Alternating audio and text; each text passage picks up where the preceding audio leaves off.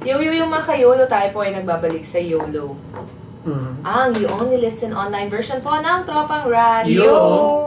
Ako po si Katropang Dex. Ako ba si Katropang Shrel? Lalo kayo may laman ng bibig mo, Katropan. Sa YOLO na matawag natin, yung katropa. Katropa. Ka-YOLO today. Ah, Naguguluhan na ako. katropa na lang. Katropa na lang. Ba sabihin na sinisino.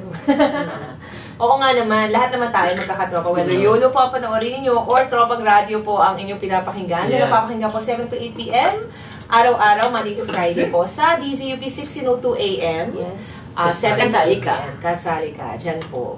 Pero kung kayo po ay busy at gusto lang po masilip kung anong pinagagawa namin, pwede naman po sa Tropang YOLO sa You Only Listen online version. Mga katropas, tayo po ay nasa Heroes Week. So dahil Heroes Week ay kung ano-ano pong mga tanong lang about heroes na aming pinag-uusapan. Si Katropang Dex naman po ang magtatanong ng aming heroic question for this segment. Yun. Kung ikaw magiging Pinoy villain, kung may Pinoy villain ka na gustong makalaban, sino yun? Oo. At bakit? At ikaw dapat ang At ikaw dapat yung hero. As a hero, sinong Pinoy villain Ang gusto mo makalaban. So, una na ba ako? Kasi kanina kayo. Oo nga, oo. Sige, una ako. Ako si Medusa.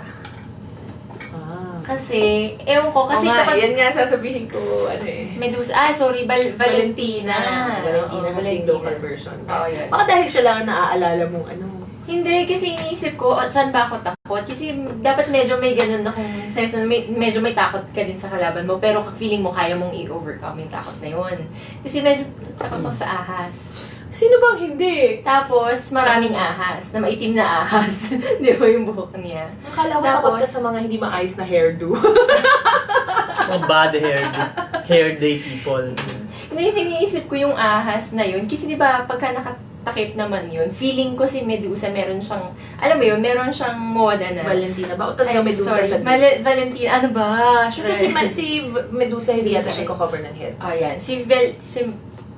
Greek Si Medusa. Si Valentina, ayan. So, may ano siya meron siyang ibang parang karakter kapag nakatakip yung kanyang, kumbaga yung tinatago niya na katakot-takot. So, I think yun kasi parang ang tingin mo, kung ikaw yung hero, yung villain, kasi parang kinatatakutan mo siya because parang merong kang nakikita about this villain na kinatatakutan mo din about yourself.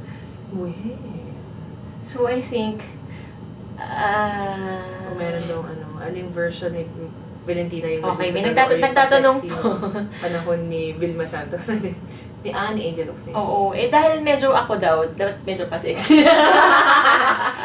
Siyempre, less sexy daw Oo, kasi yun na yata yung version naman ni... Oo, yun na yung Robert version Gilliam. ko. Hindi ko naman na yata inabot yung dati pa na Valentina. Ayun. Kasi ang tawag dyan, nakikita ko ikaw yung hero, yung kinatatakutan mo ay dahil parte ng ikaw yung kinatatakutan mo. So may pagka-ahas ka. Hindi pagka-ahas. Joke lang. Hindi. Hindi Dahil dun sa pagka-ahas, kundi dahil dun Pagka-reptile. yung reptile.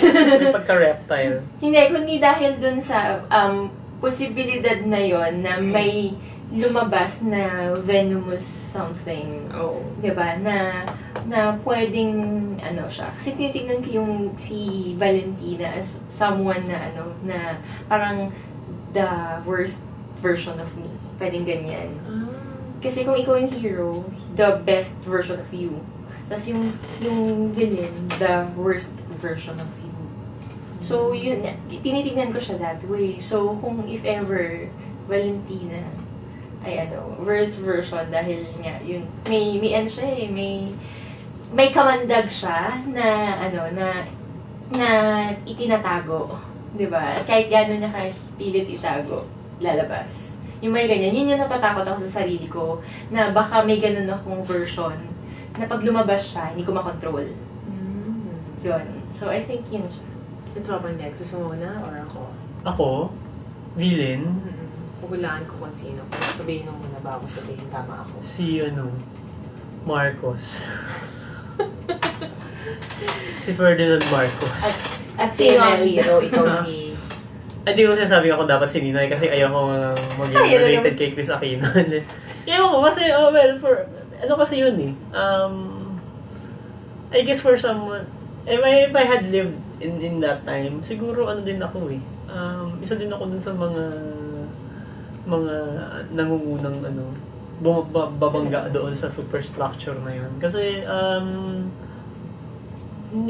may minsan mayroon akong ganung crazy tendency to na kapag mas malaki yung kalaban, mas Sigulay. sometimes may pagka crazy, may pagka rin ako yung are you insane? What are you trying to do? Parang may pagka reckless din ako minsan na gano'n na feeling ko pag mas malakas yung kalaban ko, mas kailangan kong I have to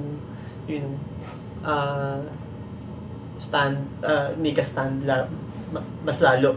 Kasi parang the more na mag-yield ka dun sa kagustuhan nung whatever it is na ng evil na yun, the more na magpe-prevail kung ano man yung hindi mo gusto sa mundo. So feeling ko parang, ako yun, may Pinoy villain.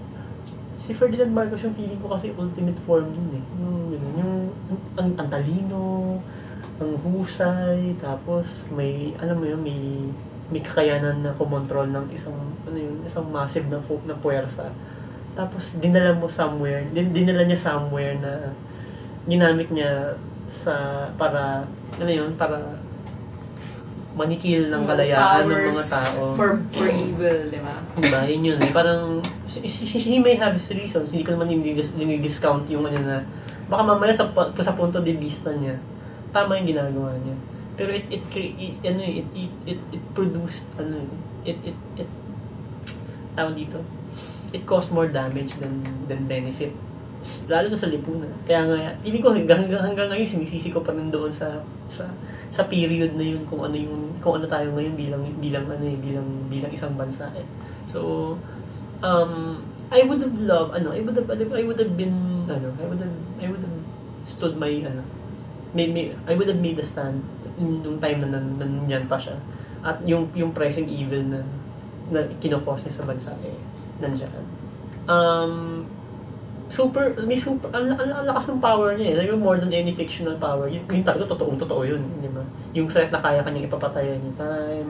Kaya kanyang kung gusto niya mawala ka. Di ba, mabubura ka sa mundo. Yung ganung tapos walang trace. Yung superpower na Walang trace talaga, di ba? Tapos pwede niyang i-deny. Tapos, he can make the world believe na wala talaga siya kinalaman doon. Parang yun lang yung Pinoy villain. Si yun. Ferdinand Marcos yun. At binulong mo. Secret ba? Baka daw nandito pa. Kaya yung spirito. Okay, ako ay si Pirena. Talaga naman. Tama ba Pirena? Yung sa Encantadia. Oo, tama. Pirena, di ba? Si Sunshine. Kasi,